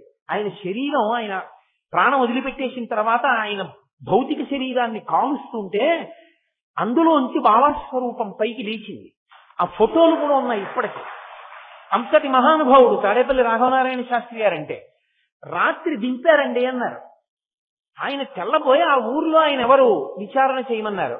అసలు ఆ ఊరు లేదు, ఆ ఊళ్ళో అటువంటి పేరున్న వాడు లేదు. అమ్మవారు పంపించిందంతే. దేవీ నవరాత్రులు అయిపోయాయి, ఏకాదశి వచ్చేసింది, ద్వాదశి వచ్చేసింది. ఏం చెయ్యాలి? అయ్యా 200 కేజీలు బియ్యం మిగిలిపోయాయి, ఇంత పసుపు ఉండిపోయింది, ఇంత కుంకం ఉండిపోయింది, ఇంత జీడిపప్పు ఉండిపోయింది, శుభ్రంగా పులిహార వండేసేయండి. ఏం చెయ్యం ఇంత పులిహార? ఊళ్ళో వాళ్ళకి పంచిపెట్టేసేయండి. అలా వెళ్ళిపోతున్న బస్సులను ఆప్ చేసి బస్సుల్లో ఉన్న వాళ్ళందరికీ ప్రసాదం పెట్టేయండి. మరి ఎల్లుండి తినడానికి మనకి అమ్మవారు ఇస్తుందిరా, నీకెందుకు నాకెందుకురా అనేవారే. అది రాఘవనారాయణ శాస్త్రి గారి జీవితం అంటే. మహాపురుషులు అలా జీవించారు. వాళ్ళు స్వార్థంతో నాకని పట్టుకెళ్ళింది లేదు. పరమేశ్వరుడు ఉన్నాడు, పరదేవత ఉందని నమ్ముకు బతికారు. వాళ్ళ జీవితాలు అలాగే మల్లె పువ్వుల్లో వెళ్ళిపోయాయి. ఆ తల్లి ఆంతరమును చూడగలదు, నీ నిష్ఠ, నీ భక్తి ఆవిడ చూడగలదు, చూసి నిన్ను ఆదుకోగలదు. ఆ తల్లికి అది పెద్ద విశేషం అని మీరు అనుకోకండి. మీరు నమ్మండి, అమ్మవారి యొక్క అనుగ్రహాన్ని అలా పొందినటువంటి మహాత్ములు లోకంలో ఎందరో ఉన్నారు. ఆవిడ అనుగ్రహంతో కోరికలు తీరిన వారు ఎందరో ఉన్నారు లోకంలో. అటువంటి జగదంబ కాబట్టి ఆమె కన్నులలో నల్ల కలువ అయితే ఆ కన్నుల వెనక ఉన్న చల్లతనం అది. చల్లని చూపన్న మాటకు అర్థం అమ్మని నమ్మి నిలబడిన వాడి కోరిక తీర్చగలదు ఆ అమ్మ. కాబట్టి అమ్మా నీ కన్నులు అటువంటివమ్మా. కాబట్టి విశాల నీలోత్పలలోచనాయై శంకరుడిది వికాసి పంకేరుహలోచనాయ. పరమేశ్వరుడి కన్ను దగ్గరికి వచ్చేటప్పటికీ శంకరాచార్యుల వారు ఈ రంగని చెప్పలేదు, నల్లగా ఉంటుందని చెప్పలేదు, తెల్లగా ఉంటుందని చెప్పలేదు, ఎర్రగా ఉంటుందని ఆయన చెప్పలేదు. వికాసి బాగా విచ్చుకున్నా అంటే ఇలా కోపంతో అని కాదు, మళ్ళీ మీరు గుర్తుపెట్టుకోవాలి. విశాలాక్షి ఎలా చూస్తుందో విశ్వనాథుడు అలాగే చూస్తాడు. ఆయన బ్రహ్మాండమంతా కళ్ళు తిప్పుతూ చూస్తూ ఉంటాడు, ఎవరు నన్ను పిలుస్తున్నారు అని చూస్తూ ఉంటాడు. అలా చూసేటటువంటి పరమాత్మ పంకేరుహము అంటే కలవ పువ్వు, తామర పువ్వు. ఆయన కన్ను కూడా తామర పువ్వులా ఉంటుంది. ఏ అమ్మవారి కంటిని చెప్పిన ఆయన నీలోత్పలం అన్నారు కదా, ఇక్కడికి వచ్చేటప్పటికి ఇక్కడ ఎందుకు వేయలేదు రంగు ఆయన కంటికి రంగు అంటే, అయ్యవారి కంటికి ఎరుపెక్కే లక్షణం అవుతుంది. అది ఎరుపెక్కుతూ ఉంటుంది. అది అలా ఎరుపెక్కకపోతే లోకాలు నిలబడవు. అమ్మవారి కంటికి ఉన్న లక్షణం ఏమిటో తెలుసా? అసలు ఎరుపెక్కడం తెలియదు, ఎప్పుడు నల్లగా ఉంటుంది. అప్పుడు ఎర్రగా ఉన్నట్టు కనపడినా అది తాటాకుమంట, ఆ కోపం నిలబడదు. అమ్మ కోపం ఏం నిలబడుతుందండి నా బుర్ర? నిలబడితే తండ్రి కోపం నిలబడుతుంది, కానీ అమ్మ కోపం అసలు 5 పైసలకి పనికొచ్చే కోపమే కాదు. ఎందుకో తెలుసా? మీరు చూడండి, నేను ప్రతిదానికి ఉదాహరణ చెప్పక్కర్లేదు. 8:30 కాలేజీలో ఉండాలి, 7:30 కాలేజీ బస్సు వచ్చేస్తుంది, ఎవరి కోసం ఆగదు, వెళ్ళిపోతుంది. అది 7:30కి పిల్ల కాలేజ్ బస్ స్టాప్ లో ఉండి బస్సు ఎక్కియాలి. పిల్ల 7:15 స్నానానికి వెడుతుంది. అప్పుడు బయటకు వచ్చి సెల్ మాట్లాడి 7:25 అమ్మా నాకు టిఫిన్ వద్దు, ఏం వద్దు, క్యారేజ్ ఇచ్చే, నేను వెళ్ళిపోతున్నానంటే ఎండిపోయి రమటలా తయారవుతున్నావు, అన్నం తినవు, ఏమీ తినవు, రోజు ఆలస్యమే అని అమ్మ 10 చదువుతుంది. అది గుడ్లు నీరు పెట్టుకుని, నేను ఇంకా జడ కూడా వేసుకోలేదు, నాకు అక్కర్లేదని ఇలా పైన వేసుకుంటున్నాను. అసహ్యంగా అలా ఉండకు, బాగుండదు అని నిలబెట్టి గట్టిగా ఇలా దువ్వేస్తుంది. అది తొందరగా లేవు. ఎన్ని మాటలు చెప్పినా అంతే. మీ నాన్నకు అసలు పట్టింపు లేదు. పొద్దున్న 6ంటికి పోతే పూజా మందిరంలోంచి 9ంటికి వస్తాడు ఆయన, అందరి మీద చదివేస్తుంది. ఏమిటి ప్రయోజనం? ఆ వెనక నుంచి దువ్వేస్తుంది, జడ వేసేస్తుంది, జాజి పూలు పెట్టేస్తుంది, ఉండు నేను పెట్టేస్తానని గబగబా అన్నం కలిపేస్తుంది, నోట్లో పెట్టేస్తుంది, చదువుతూనే ఉంటుంది దండకం. దండకం ఎంత చదువుతోందో ప్రేమతో జడేసేసి పువ్వులు ఇట్టేసి అన్నం పెట్టేయడం కూడా అలా అయిపోతుంది. అయిపోయి ఏం పర్వాలేదు కానీ రే కాస్త బాబు ఏమనుకోకు నాయనా, నువ్వు మళ్ళీ వచ్చి చదువుకుంది కానీ దీన్ని కాస్త దింపేద్దు అని వెళ్ళిపోతున్నటువంటి ఎదురింటి వాళ్ళ అబ్బాయిని కాస్త పిల్లని స్కూల్లో దింపేయమని, ఆ బస్ స్టాప్ లో దింపేయమని దింపించేసి, ఎందుకైనా మంచిదని బొడ్డులోంచి ఒక 10 రూపాయలు తీసి దాని చేతిలో పెట్టి బస్సు వెళ్ళిపోతే ఆటో ఎక్కి సర్పవరం వెళ్ళి ఎక్కువ అంటూ. అంటే కోపం ఏమైనా ఉపయోగం ఉందా? శిక్ష ఏమైనా ఉందా అందులో? కోపము ప్రేమ 2 నడిచిపోతాయి, అంతేగాని కోపము శిక్ష నడవవు. అమ్మ కోపం నాన్న కోపం అలా కాదు, కోపము శిక్ష నడుస్తాయి. నాన్నగారికి కోపం వచ్చిందనుకోండి, ప్రేమతో అన్నం పెడుతూ దెబ్బలాడడం, జడేస్తూ దెబ్బలాడడం అలా ఉండదు. తీసుకొచ్చి నించోబెట్టి ఏమిటి సంగతి, రోజు వెళ్ళలేక టైంకి అని అలా నిలదీస్తాడు తండ్రి.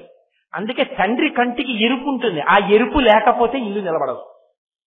అమ్మలాగే నాన్న ఉన్నాడు అనుకోండి, పిల్లలు ఎవరు మాట వినరు. నాన్న అలా ఉండాలి, అమ్మ ఇలా ఉండాలి. అయితే ఆయన అలా నిలబడి అడిగేట్టు చేసేది ఎవరో తెలుసా? ఈవిడి. పూజలోంచి ఆయన బయటికి వస్తే మీరేమిటో హాయిగా పొద్దున్న అనుష్ఠానం, సాయంకాలం ప్రవచనం తిరిగేస్తున్నారు, మీ పిల్ల ఎంత గొప్పగా తయారైందో తెలుసా అంటుంది. మీ పిల్ల అంటుంది. అప్పుడు అది 7:25 వస్తోంది రోజు స్నానం నుంచి. ఎంత ఇబ్బంది పడిపోతున్నానో తెలుసా? నేను చెప్పడం కాదు, ఓ రోజు మీకు చెప్పండి, పిల్లల్ని కూర్చోబెట్టి. రోజు నేను చెప్పడమేనా? నాకేనా పట్టింది ఇల్లు, మీకు పట్టదా అని అడుగుతుంది. ఎక్కడ లేని కోపం వస్తుంది తండ్రికి. ఆవిడ అలాగే ఉంటుంది చక్క. ఎందుకంటే ఆవిడ మహాప్రళయ తాండవ సాక్షిణి. ఆవిడికి పిల్లల్ని బాధ పెట్టడం ఆవిడకి ఇష్టం ఉండదు, చూస్తుందంతే. ఇప్పుడు ఆయన ఏటే అని కూతుర్ని కొట్టలేడు కదా, చెయ్యెత్తి కొట్టడం ఎలా సాధ్యం? కూతుర్ని కొట్టడమే అది సాధ్యం కాదు. అందుకని అసలు ఏమే అనేటప్పటికే గుడ్ల నీరు పెట్టేసుకుంటారు ఆడపిల్లలు.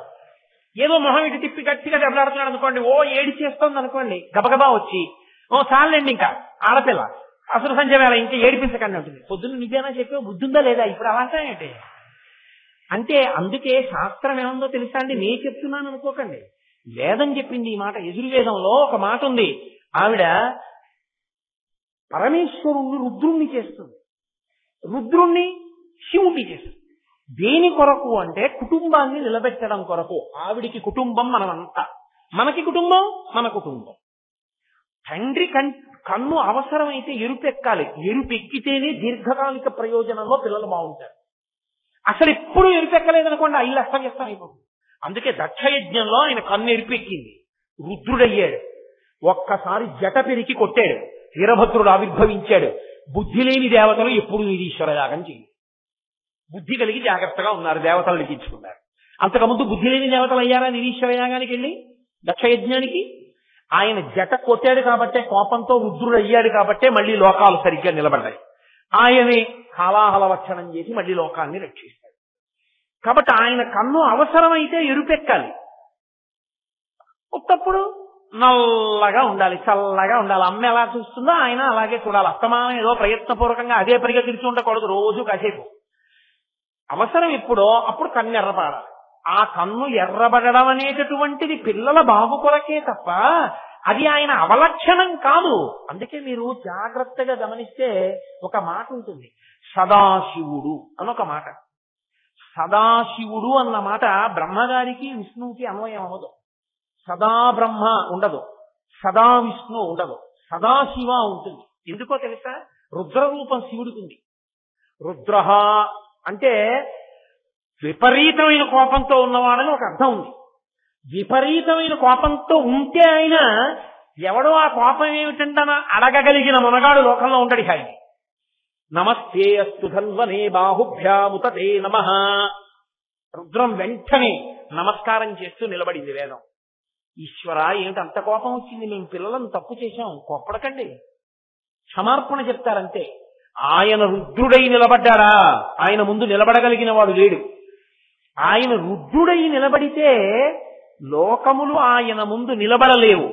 కానీ ఆయన అలా రుద్రుడిగా నిలబడ్డాడు అంటే లోపల నిజంగా కోపం వచ్చినవాడు కాదు, కోపం నటించినవాడు. అలా కానీ చూస్తే అయ్యి బాబోయ్ ఎంత కోపంగా ఉన్నారో అన్నట్టుంటాడు. నాన్నగారు చాలా కోపంగా ఉన్నట్టుంటారు, చాలా కోపంగా ఉన్నట్టు మాట్లాడతారు. అంత మాత్రం చేత తండ్రికి ప్రేమ లేదని మీరు అనుకుంటున్నారా? ఒక్కనాటికి ఉండదు. తల్లికి ఎంత ప్రేమ ఉందో తండ్రికి అంత ప్రేమ ఉంటుంది, లోకం అంత ప్రేమ ఉంటుంది. కానీ తేడా ఏంటంటే తల్లి ప్రేమ వ్యక్తమవుతుంది, తండ్రి ప్రేమ వ్యక్తము కాదు. దేవనైపోతానని పైకి చెప్పుకోలేడు. అందుకే పురుషులకు గుండెపోటు ఎక్కువ వస్తుంటుంది. కారణం ఏమిటంటే లోపల దాచేసుకుంటారు, బాధని బయట పెట్టుకోలేరు.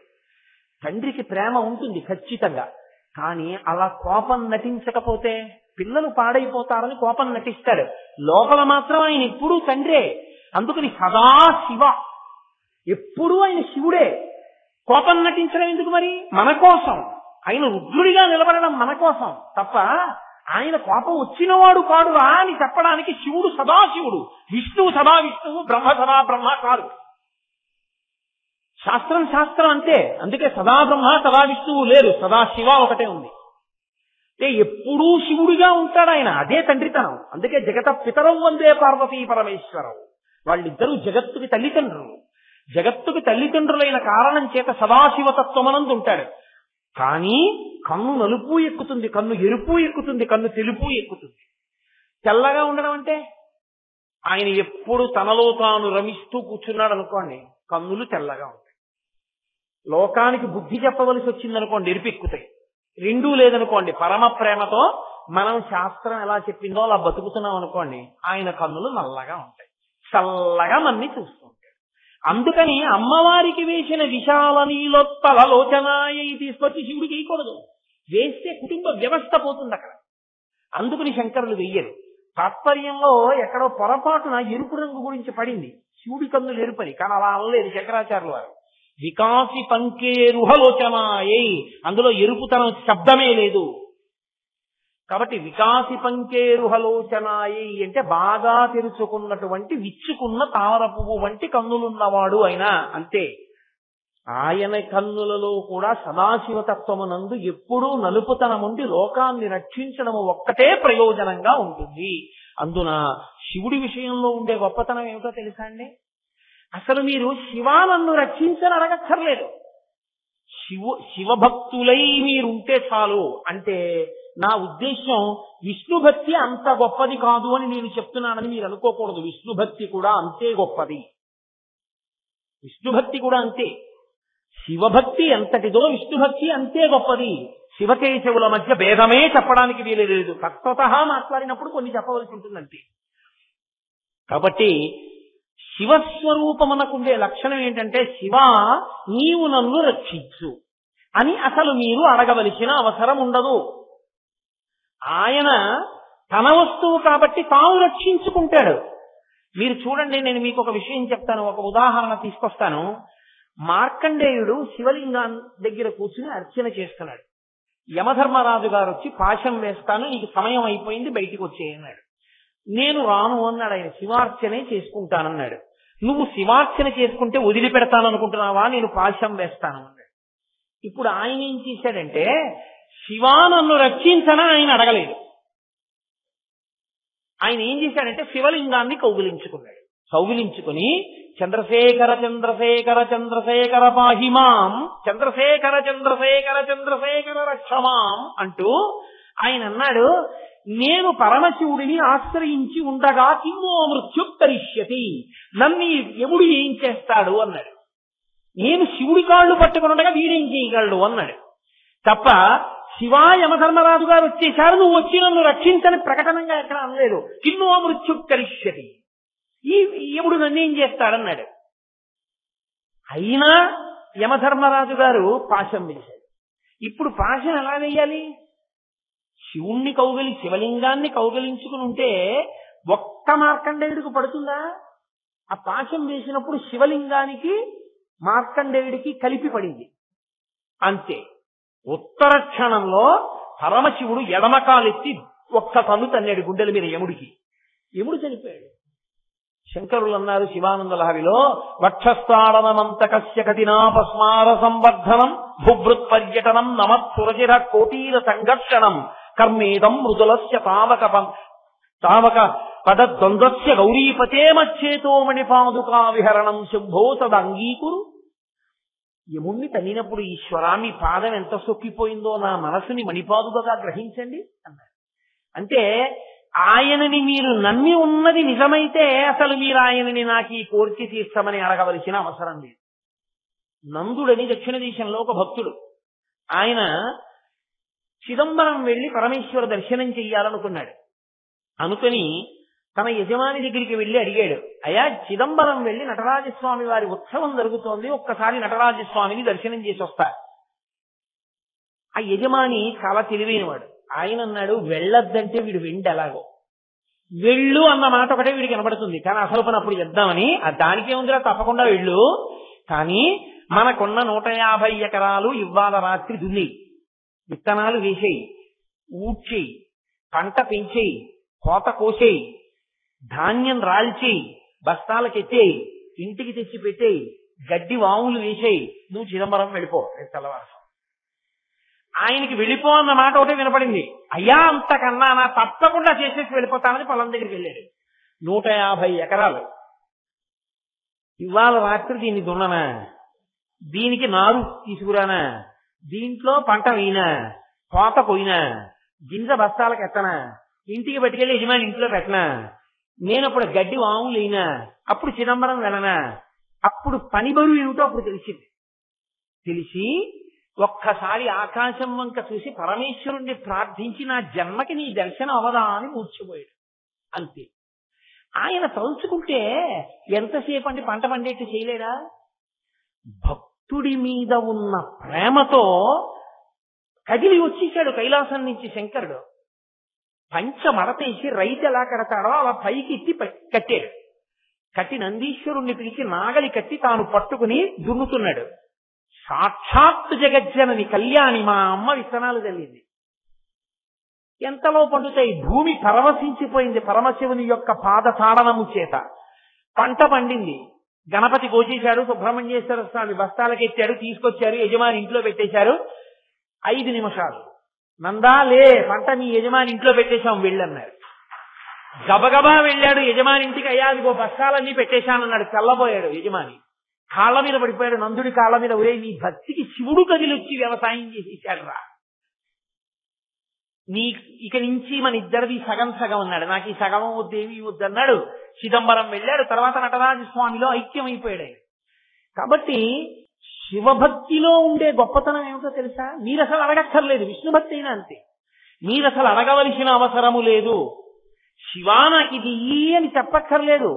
మీరు భక్తుడైతే శివుడు చూసుకుంటాడు. ఆయనకున్నటువంటి గొప్పతనం అది, ఆ కన్నుకున్న గొప్పతనం అది, అది చూడగలదు.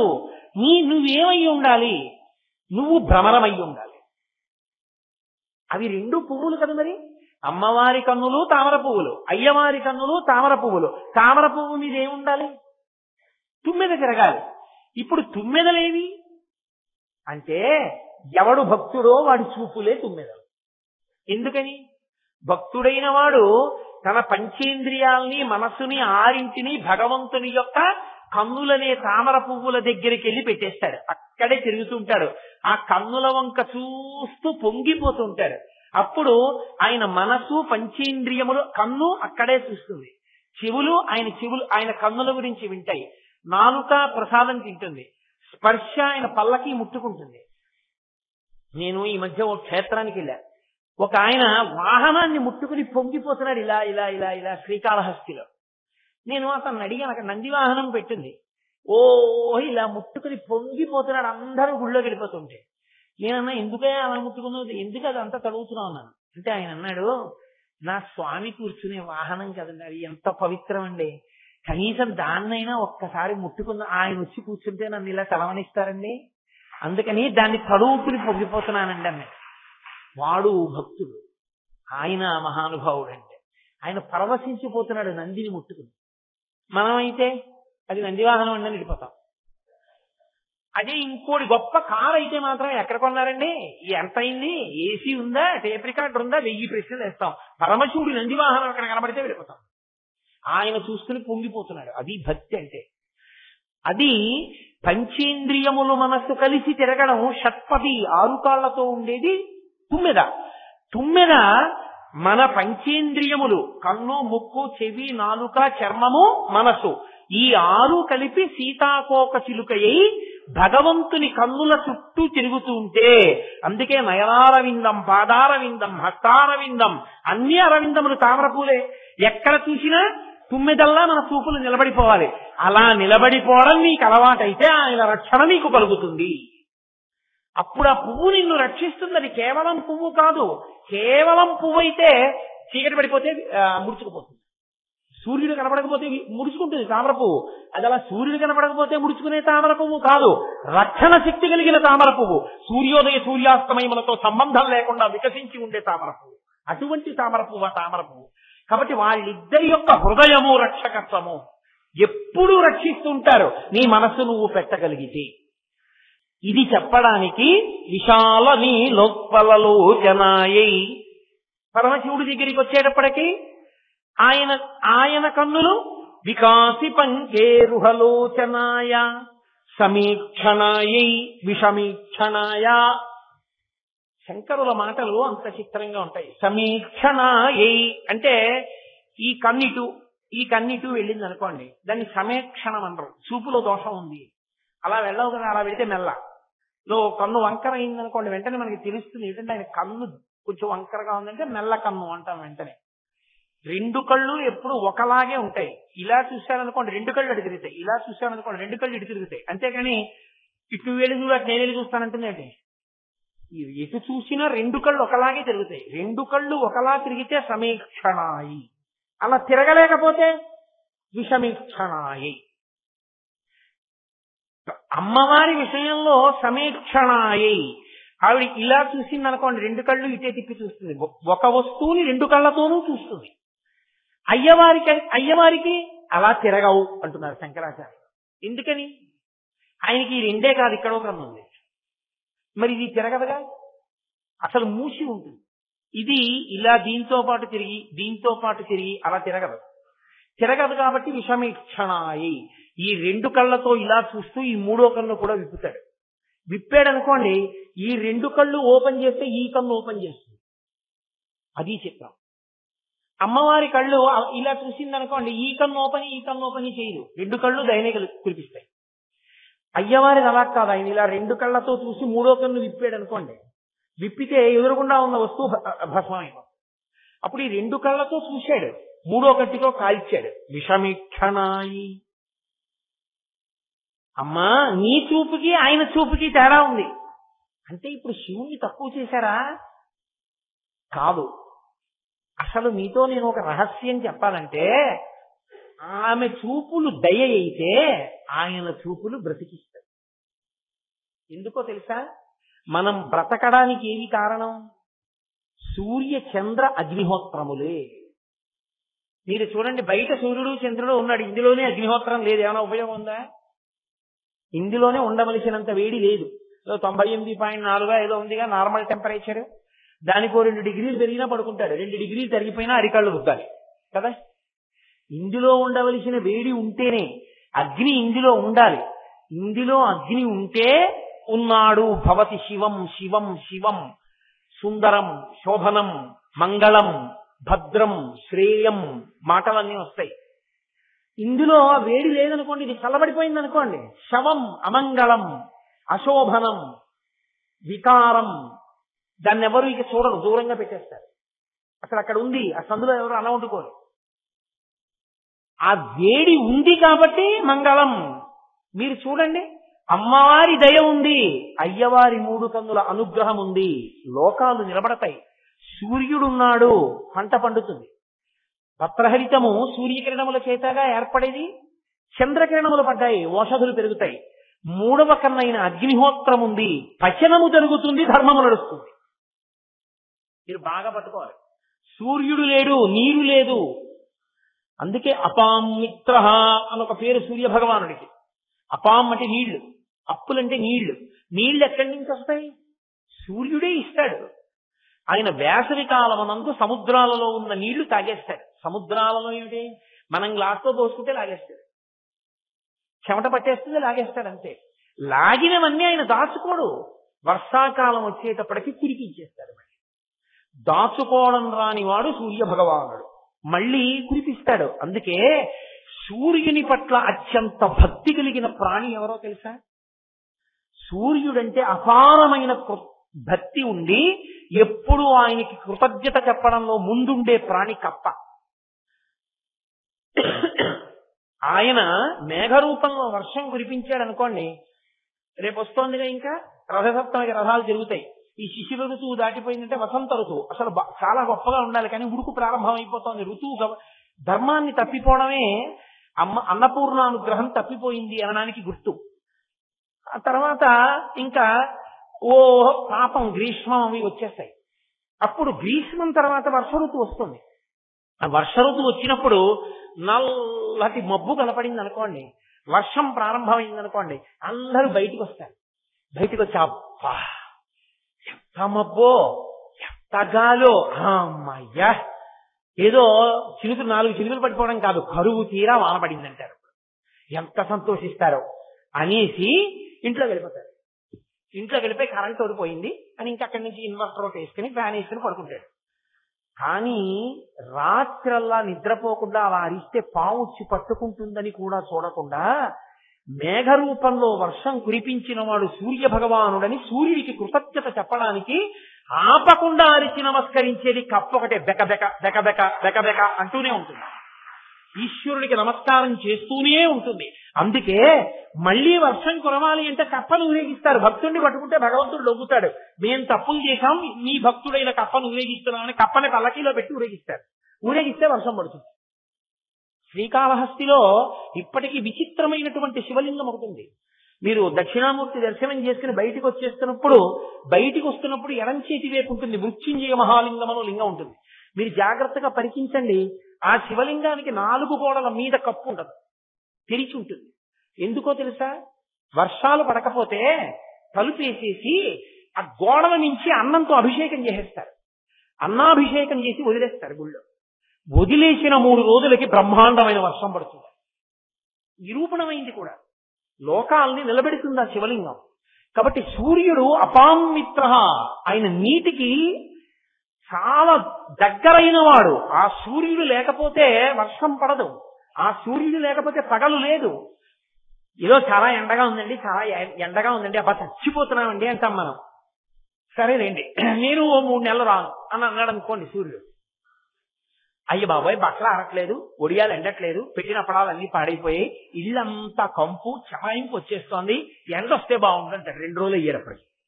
అసలు సూర్యుడు లేకపోతే సూక్ష్మ క్రిములన్నీ పెరిగిపోతాయి. సూర్యుడు ఉంటే చాలా క్రిములు తమంత తాము మరణించి ఓషధీతత్వం కలుగుతుంది. అసలు సూర్యనారాయణమూర్తికి సంబంధించిన తత్వం మీరు విన్నారో లేదో, సూర్య కిరణముల యందు ఓషధీతత్వం ఉంటుంది. అందుకే ఒరుగులని పెడతారు. మీరు చూడండి, ఇప్పుడు లేవు, 365 రోజులు వస్తున్నాయి కాబట్టి ఊరుకుంటున్నారు. కానీ పులాసకాపని మామిడికాయ ముక్కలు కోసి ఎండబెట్టేసేవారు పూర్వం. అవి సూర్యకిరణములకు తత్తమైపోయి ఎండిపోయి, ఆ ఎండిపోయినటువంటివి ఇలా వంకరలు తిరిగిపోయేవి మామిడి ముక్కలు. వాటిని ఓ డబ్బాలో పెట్టి ఉంచేవారు. ఎప్పుడైనా మామిడికాయ పప్పు తినాలనిపిస్తే మామిడికాయలు రాని రోజుల్లో ఈ ఒరుగులు తీసి పప్పు ఉండేవారు. ఏమీ అవ ఒరుగులు అలాగే ఉంటాయి. సీతమ్మ తల్లి అంటే రామాయణంలో ఒరుగులు పెట్టింది. ఒరుగులని నిల్వ చేస్తారు. వాటన్నింటికీ సూర్యకిరణములే ఆధారం. సూర్యకిరణం తగిలితే పదార్థములు నిల్వ ఉంటాయి కూడా. అటువంటి సూర్యుడు ఆయనకు ఒక కన్నయ్యున్నాడు అంటే ఆ కంటి చేత ఆయన లోకాన్ని పోషిస్తున్నాడు. విషమీక్షణ ఒకేసారి సూర్యచంద్రులు ఎలా ఉంటారు? పగలు ఉండాలి, రాత్రి ఉండాలి. అందుకని సూర్యోదయ సూర్యాస్తమయములు, చంద్రోదయ చంద్రాస్తమయములు. రాత్రి అయ్యేటప్పటికి చంద్రకిరణములను చూస్తూ హాయిగా చల్లగా అందరికీ చందమామే, అమ్మకి చందమామే, కొడుక్కి చందమామే. అది కూడా చందమామంటూ ఆ చంద్రుణ్ణి చూస్తూ ఆ వెన్నెల్లో కూర్చుంటే ఎంత ఆనందంగా ఉంటుందో. కాబట్టి అదిగో ఆ చంద్రుడు ఒక కన్ను, సూర్యుడు ఒక కన్ను, మూడవది అగ్ని ఒక కన్ను. అగ్ని లేదనుకోండి మీకు పచనము లేదు, ధర్మము లేదు. ఎందుకని? వర్షం పడింది, ఇవాళ పంటలు పండాయి, బాగుంది. మళ్ళీ వచ్చే ఏడాది కూడా పంట పండాలి. వచ్చే ఏడాది కూడా పంట పండాలంటే మీరు యజ్ఞం చేసి యాగం చేసి హవిస్సు ఇవ్వాలి దేవతలకి. అగ్నిహోత్రుని యొక్క ముఖంగానే దేవతలు హవిస్సు పుచ్చుకుంటారు. అగ్నిముఖంగా హవిస్సు ఇవ్వాలి అంటే అగ్నిహోత్రుడు ఉండాలా? ఉంటేనైనా దేవతలు పుచ్చుకుంటారు, వాళ్ళ ఆకలి తీరుతుంది. తీరితేనైనా వాళ్ళు మళ్ళీ వర్షం కురిపిస్తారు, లేకపోతే వాళ్ళు అకాల వర్షం కురిపిస్తారు. అదో ఇబ్బంది. కాబట్టి యజ్ఞయాగాదులు జరిగి దేవతలకు హవిస్సు ఇవ్వాలంటే అగ్నిహోత్రుడు ఉండాలి. మనకన్నా ముందున్నటువంటి పితరులు దేవతా స్వరూపాన్ని పొందారు, శరీరాలు వదిలేసి. వాళ్ళకి తద్దినం పెట్టాలి, వాళ్ళకి పిండం పెట్టాలి. అగ్నిహోత్రం ఉండాలా? నువ్వు వండుకు తినాలి రుచికరంగా, అగ్నిహోత్రం ఉండాలా? ఇంట్లో వంకాయలు ఉన్నాయి, పచ్చిమిరపకాయలు ఉన్నాయి, కొత్తిమీర ఉంది, వంకాయ పచ్చడి చేసుకోవాలి, లేకపోతే వంకాయ కూర వండుకోవాలి. వంకాయలు ఉన్నాయండి, కొత్తిమీర ఉందండి, అగ్నిహోత్రమే లేదు, అవుతుందా కూర? అగ్నిహోత్రం లేకుండా కూర ఎక్కడిది? అగ్నిహోత్రం లేకుండా ఇంట్లో బియ్యం ఉంటే అన్నం ఎక్కడిది? అగ్నిహోత్రము లేని నాడు అన్నము పచనము కాదు. నీకు అన్నం లేదు, ఈ శరీరము అన్న వికారము. తిన్న అన్నమే శరీరంగా మారుతోంది.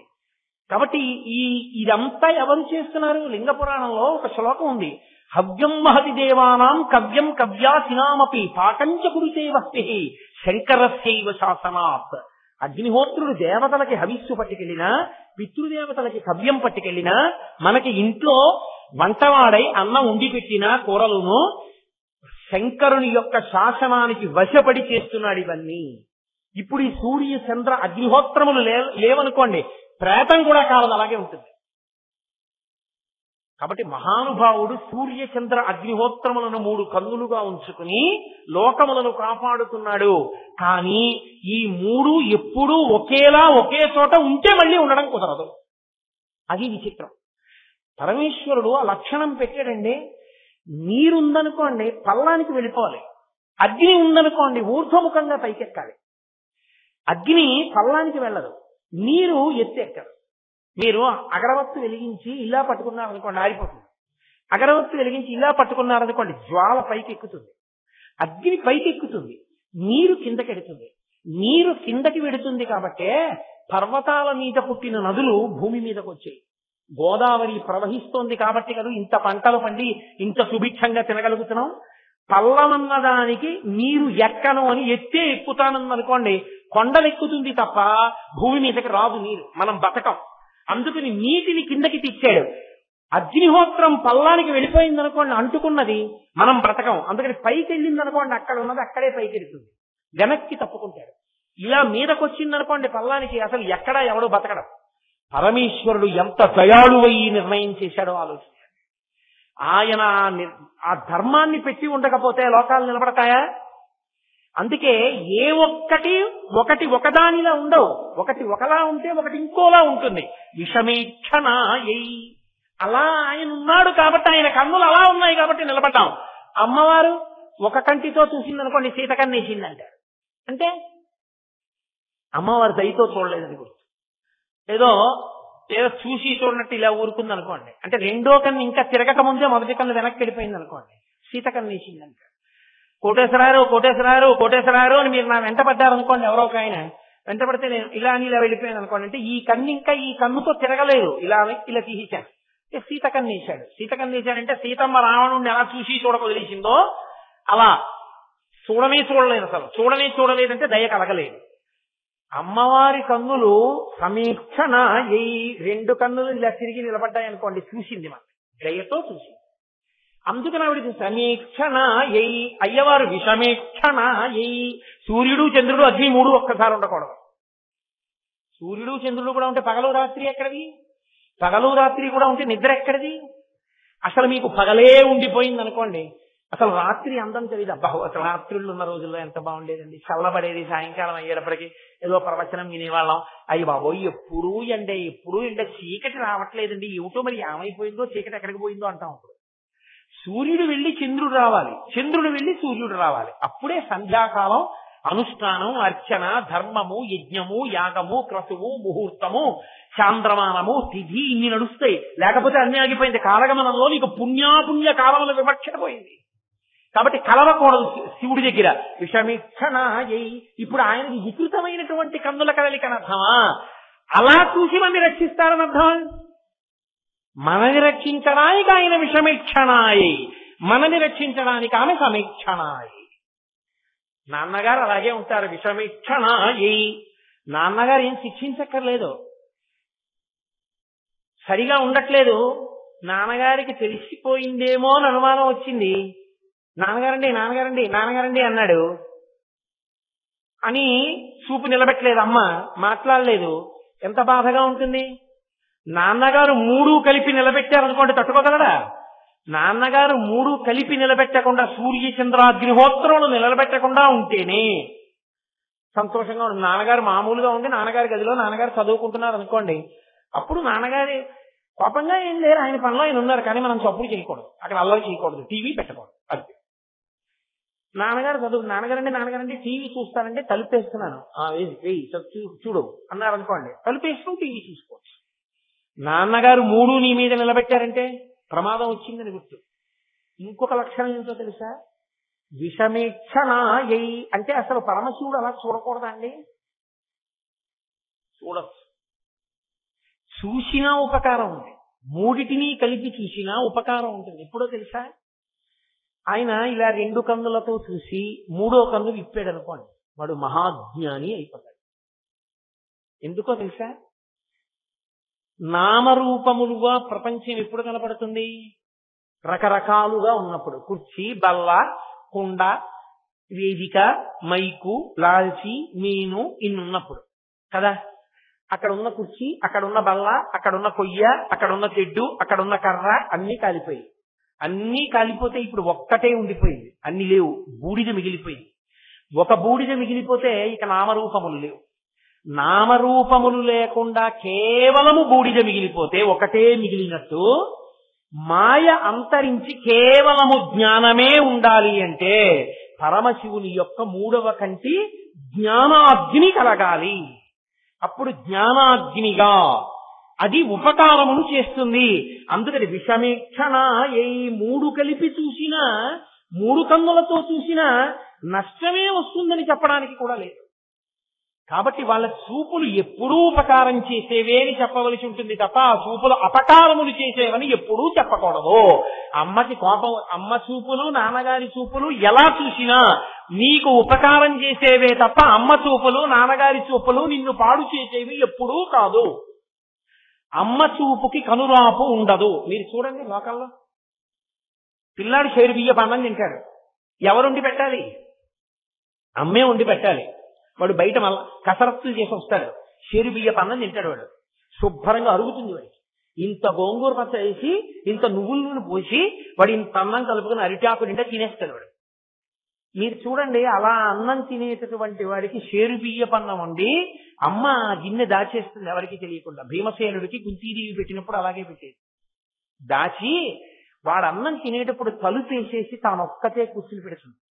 నేను పెట్టనంత నువ్వు తినద్దంతో, కానీ బహురహస్యంగా పెడుతుంది. ఎందుకని కనురాపు తగులుతుందేమో అని. అమ్మయే జీటి వీడి ఇంత తింటాడన్న అందనుకోండి, ఇక అసలు లోకంలో ఎవరైనా నిలబడతారా? అమ్మ పెడుతుంటే నాన్నగారు వచ్చారనుకోండి, కనురాపు తగులుతుందా? నాన్నగారి చూపుకి కనురాపు ఉంటుందా? వీడు షేరు బియ్యపు అన్నం తింటున్నాడని నాన్నగారు చూస్తే వాడికి ఏమైనా దృష్టి దోషం తగులుతుందా?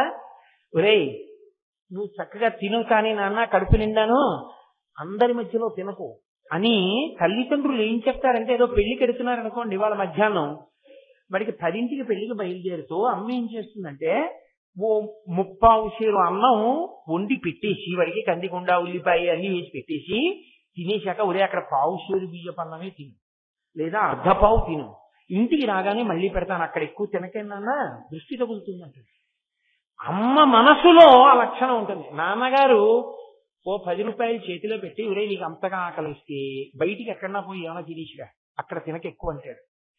వాళ్ళిద్దరి చూపులలో దోషమన్నది ఉంటే అసలు బిడ్డలు ఉంటారా? నాకు చెప్పండి. మన యందు ఏదైనా ఒకవేళ తేడాపాడాలు దోషాలు ఉంటే వాళ్ళు కప్పుకొస్తారు వాళ్ళ చూపులతో. వాళ్ళ చూపులు సమీక్షణాయై విషమేక్షణాయై అవి లోకాల్ని కాపాడాయి తప్ప అవి మనని పాడు చేసే చూపులు కావు. అటువంటి చూపులున్నవో తల్లిదండ్రులారా, నమశివాయై చ నమశివాయ. అప్పుడు వాళ్ళు ఎటువంటి వారో వాళ్లే ఇంట్లో తల్లిదండ్రులుగా ఉన్నారు. వాళ్ళ ఇంట్లో ఎదురుగుండా తల్లిదండ్రులుగా ఉన్నప్పుడు, అన్ని ఇళ్లలో కళ్ళ ముందు పార్వతీ పరమేశ్వరులే ఉన్నప్పుడు ప్రతి ఇల్లు ఎంత సంతోషంగా ఉంది, అందరూ సంతోషంగా ఉన్నారని చెప్పడానికే నమశివాయై చ నమశివాయ అని అర్ధనారీశ్వర స్తవంలో ఆ శ్లోకంలో పార్వతీ పరమేశ్వరుల యొక్క వైభవాన్ని, జగత్తుకు తల్లిదండ్రులుగా వాళ్ళ యొక్క అనుగ్రహాన్ని మనకి శంకర భగవత్పాదులు అందించారు.